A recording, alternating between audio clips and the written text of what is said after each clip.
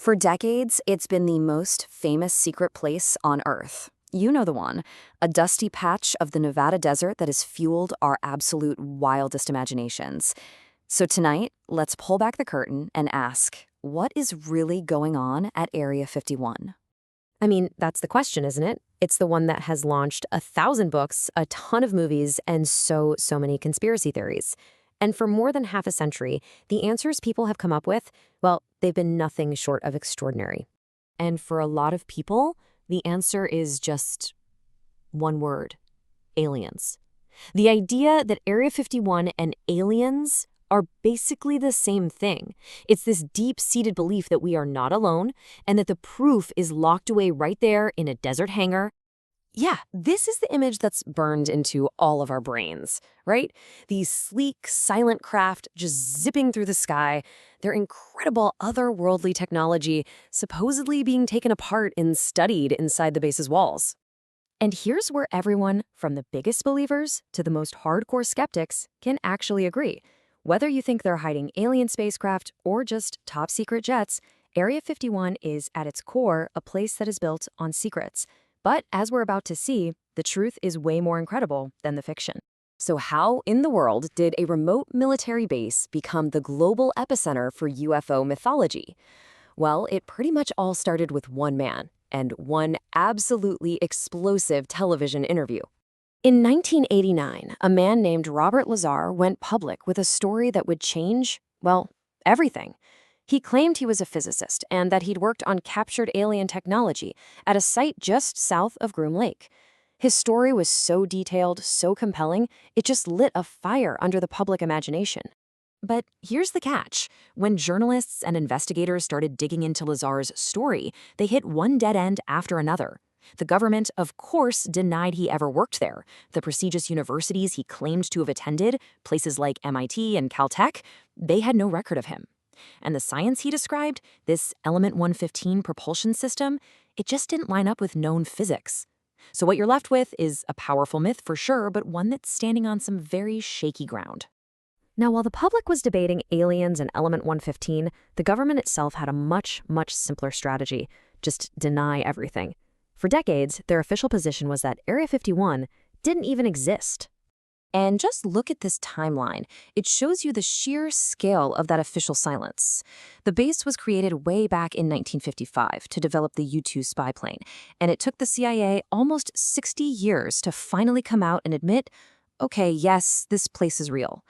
When you have that much secrecy for that long, you create an information vacuum. And we all know what rushes in to fill a vacuum like that: wild speculation. And this right here is the million-dollar question. Once that wall of silence finally started to crumble, what did they actually say they were doing out there?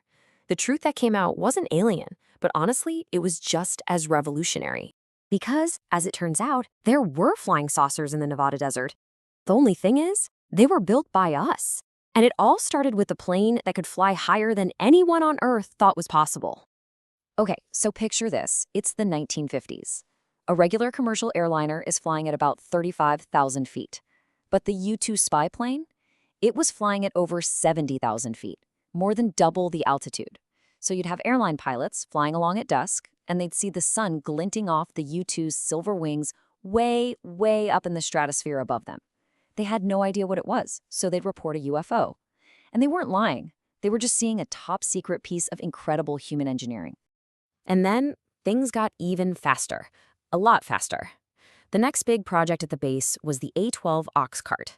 This was a spy plane that could fly at over Mach 3.2. That's more than 2,200 miles per hour. Think about that for a second. In the early 1960s, if you saw a titanium object streak across the sky at 3 times the speed of sound, you'd think it was completely alien, too. I mean, the level of sheer ingenuity going on here was astounding. The A-12 had to be built from titanium to handle the intense heat of that speed. But the US didn't have enough of the metal. So what did the CIA do? They set up a bunch of fake shell companies to secretly buy the titanium from, wait for it, the Soviet Union, the very country they were planning to spy on. They were literally building their most advanced spy plane out of enemy materials. All this relentless innovation was pushing them towards the next great leap at Area 51: stealth. The goal was no longer just to fly higher and faster than the enemy. The new goal was to be completely invisible to them. And the result of that quest was this thing, the F-117 Nighthawk, a black, angular jet that looked like absolutely nothing that had ever flown before. It was tested exclusively at night, out over the desert, which of course created a whole new generation of mystery lights in the sky sightings for people to wonder about. So you can really start to see the pattern emerging, can't you? The US government was building these revolutionary, frankly bizarre-looking aircraft in total secrecy. And that secrecy itself became a kind of myth-making machine. It's actually a pretty simple and kind of brilliant cycle. Step 1, a top-secret aircraft gets tested. Step 2, someone on the ground sees a strange light they can't identify. Step 3, the government just says no comment to protect their project. Step 4, the public's imagination, fueled by UFO and alien stories, fills in the blanks. And the result? The real national security secret stays safe. And here it is. This might be the most crucial piece of the entire puzzle. The government wasn't just letting this happen by accident. We know from declassified CIA documents that they actually realized the whole UFO craze was the perfect cover story. They actively preferred people to believe in little green men rather than have them find out the truth about their top secret spy planes. So, okay, the alien myths were this strange mix of a side effect and a useful tool of Cold War secrecy. But that was then. What is happening at Area 51 today? Well, make no mistake, the work out there continues. Today, experts believe the base is home to the next wave of military technology. We're talking about things like hypersonic aircraft that can fly at 5 times the speed of sound, super advanced autonomous combat drones, and new forms of electronic or digital stealth. The mission out there is exactly the same as it was in 1955. Stay 2 decades ahead of everybody else on the planet. So in the end, the story of Area 51 really isn't about aliens. It's a story about us. It's about human ingenuity, our ambition, and the incredible power of secrecy.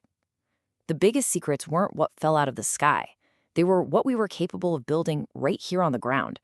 And that leaves us with one last, pretty unsettling question. If stealth jets and hypersonic planes were the secrets of yesterday, what does the next UFO look like? And what will we mistake it for tonight?